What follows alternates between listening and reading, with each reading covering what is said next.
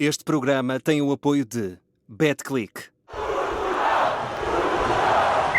Podem até vir pedras rolantes, relâmpagos e polvos gigantes. Pode ser como nunca, pode ser como dantes. Com este amor, venha lá quem for, corra bem, corra mal. É uma sorte apoiar Portugal.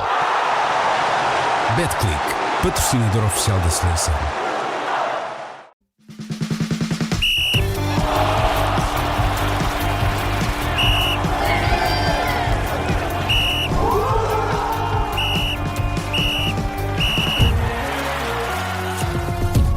Seja bem-vindo a mais uma edição do programa Sem Falta, especial Mundial 2026, com o áudio-árbitro da Rádio Observador, Pedro Henriques. Muito boa tarde, Pedro. Boa tarde. Vamos aos destaques desta semana de competições, já com menos jogos, já com a final definida para o próximo domingo. Amanhã, sábado, teremos também esse jogo de atribuição do terceiro lugar. Que análise fazes aos principais casos nestes últimos jogos do Mundial? Olha, eu vou destacar dois casos porque vão entroncar uma vez mais nas alterações que houve, e foram várias, e nós temos vindo aqui neste programa especial a dar destaque a isso mesmo. Uma tem a ver com o jogo entre a Noruega e a Inglaterra. Os noruegueses queixam-se que esse golo anulado à Noruega podia ter ditado outra sorte nesse jogo, e os ingleses acabam por passar. E o protocolo VAR, naquilo que é o alargamento e a alteração que teve, diz que se houver uma infração antes de uma bola parada, como é um caso de um pontapé livre, e neste caso foi um pontapé de canto, era um canto a favor dos noruegueses, o Haaland, se vocês se recordam, empurra claramente o seu adversário, mandando-o ao chão, mas ainda o canto não tinha sido executado. E, portanto, antigamente o VAR nunca podia intervir numa situação destas. E o que é que acontece? O Haaland empurra o seu adversário e manda ao chão, e com isto ganha a posição de ficar sozinho, sem ninguém a marcá-lo, e corre à vontade. O canto é batido, já depois da infração cometida, e o Haaland vai disputar a bola com adversários. Por acaso não é ele que toca na bola, mas isso pouco importa. O que interessa é que, se houver uma falta, como foi o caso, que depois tenha impacto na jogada, de qual dessa jogada resulte, se for uma equipa que esteja a atacar um golo, ou se for numa situação de alguém que esteja a defender, que cometa um penalti, mesmo que a bola não esteja em jogo, como foi o caso, o VAR vê o lance, chama o árbitro ao monitor, mostra-lhe o lance. Se o árbitro concorda que há falta, e o Haaland empurra claramente o adversário, o pontapé de canto, neste caso, é repetido e é anulado o gol. E, portanto, esta situação é porque muitas vezes o que acontecia é que os jogadores, com o jogo parado, e como o VAR não podia intervir, faziam claramente faltas, e depois ganhavam vantagem posicional para isso. E depois, a partir daí, às vezes surgia um gol ou até um pontapé de canto, e o VAR não podia intervir, quando na realidade tinha havido uma infração com o jogo parado. E, portanto, a partir deste protocolo novo, por assim dizer, isto é possível e repõe um bocadinho mais verdade e justiça. Vamos lá ver se esta é uma daquelas alterações que depende das federações, ou neste caso das confederações. Vamos ver o que é que a UEFA diz, de querer ou não ir para a frente. E o segundo caso, e último, é a questão do João Pinheiro, que tem um lance que já não era inédito neste Mundial, mas que tornou outra vez impacto, é no jogo Argentina com a Suíça. Se recorda, o Paredes vê um cartão amarelo por uma falta supostamente que comete sob o Emboló, e isto entra naquilo que é o alargamento do conceito de troca de identidade. Na prática e na realidade, este cartão amarelo mostrado ao Paredes é incorreto. Quem devia ter visto cartão amarelo era o Emboló por uma falta que ele comete, que é a simulação. Neste caso é a simulação. E, portanto, nestes casos, o VAR aparece, reverte, chama o árbitro vê se concorda, reverte-se o cartão mal mostrado à equipa, neste caso a Argentina, ao Paredes, e mostra-se cartão amarelo a quem realmente cometeu a falta, que foi Emboló. O azar aqui, que já é a segunda vez que acontece, é um segundo amarelo. Só um cartão amarelo, exatamente, se fosse só um cartão amarelo ninguém dizia nada, mas como é o segundo, dá dita a expulsão.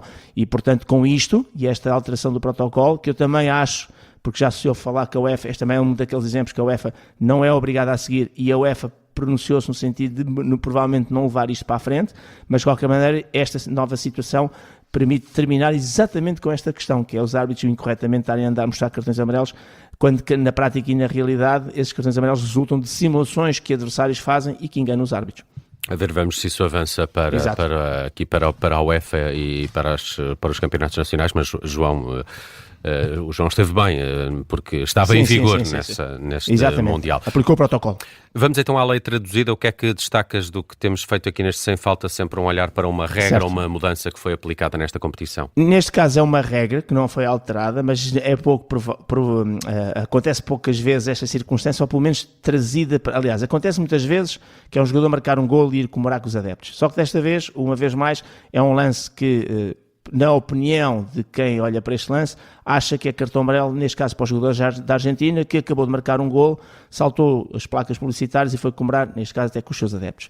E a lei, há uns anos atrás, dizia que quem realmente saltasse, ultrapasse vedações, que hoje em dia a maior parte dos campos não tem, saltasse os placares publicitários, era penalizado com cartão amarelo. Isso já não é verdade, já não é assim, só é verdade parcialmente. E este parcialmente que eu quero explicar, que diz o seguinte, e isto é a Lei 12, faltas e incorreções, é da página 116, diz que deixar o terreno para celebrar um golo já não é uma infração passível de advertência. Quando diz que já não é, é porque já foi, obviamente.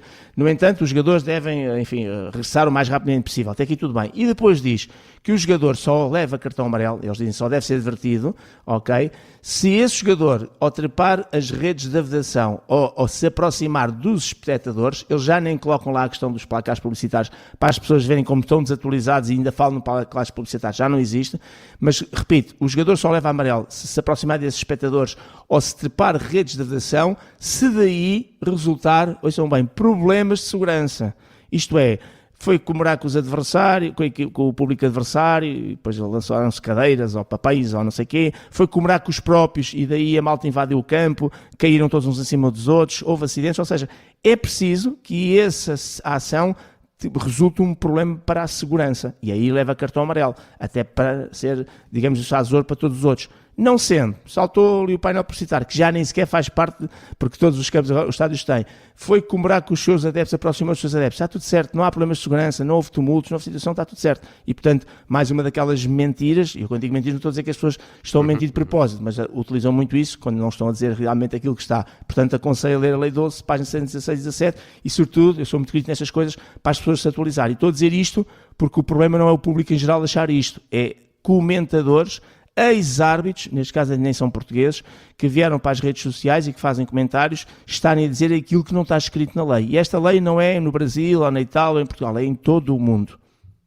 Muito bem, vamos à nota da semana. De facto, também já temos aqui os árbitros definidos para esse jogo do terceiro lugar e para a final, e imaginei que fosse por aqui a tua nota deste Sem Falta.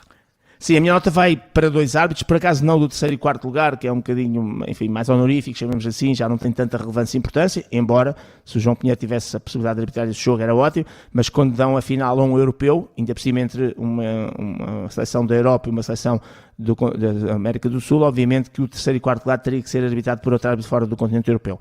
E, portanto, as notas são, e vou dar 20, por diversos motivos, para o João Pinheiro, porque todas as semanas andámos aqui a falar dele, porque entretanto quando nós fizemos o programa ele tinha sido acabado de ser nomeado para, ele fez 3 jogos, chegou aos quartos de final, teve uma prestação boa nos 3 jogos, independentemente destes casos, até inclusive com a Suíça, ele teve bem, e uma vez mais não é as redes sociais que determinam a nota, são os observadores, daí ele ter ficado naquele lote restrito de 13 e depois de 11 árbitros, que ficaram até ao fim praticamente, só agora é que se soube quem vai apitar a final e daí agora os árbitros virem-se embora, e obviamente para o Slavoj Žižek, o esloveno que está na final. Eu recordo que é um árbitro muito experiente, em 21-22 apitou a final da Liga Europa, em 23-24 apitou a final da Liga dos Campeões, na altura o Real Madrid com o Dortmund, que venceu o Real Madrid, já teve no outro Mundial anterior de 2022 e portanto quem quer que fosse, e quando eu digo árbitro, digo toda a equipa de arbitragem que esteja nomeada e que seja nomeada para uma final desta envergadura e deste peso, está de parabéns. Agora é esperar que corra tudo bem, porque estas arbitragens foram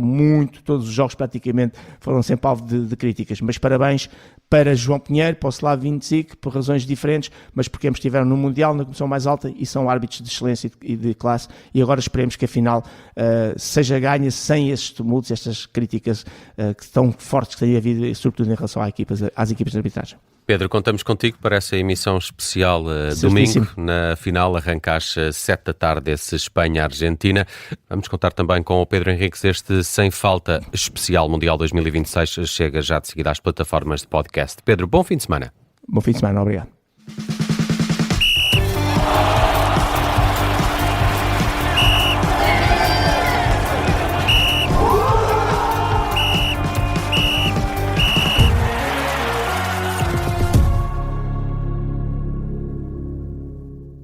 Este programa tem o apoio de BetClick.